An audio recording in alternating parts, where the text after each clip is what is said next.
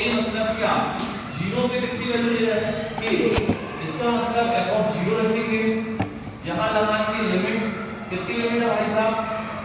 चलो 0 दी है, कितनी दी है 0, क्या लिखोगे फंक्शन sin 2x और sin सॉरी dx, ऐसे ही है। अब इसकी वैल्यू कितनी दी है k, तो जो भी सॉल्व करते हो वही आंसर k का वैल्यू होता है, लेकिन ये लगा के करोगे तो ज्यादा अच्छा है, अलग अलग मत करना, समय खराब होगा, वीडियो बना रहे हैं, ठीक है। ये देखो sin 2x 3x है ना, अब इसमें क्या करोगे sin 2x डाल दूंगा,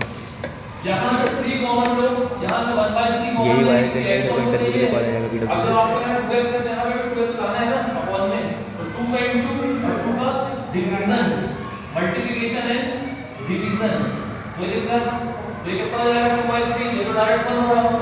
तो कितना आ जाएगा 2/3 into 1 equal to k, तो k का वैल्यू कितना होगा, k का वैल्यू होगा 2/3, जल्दी की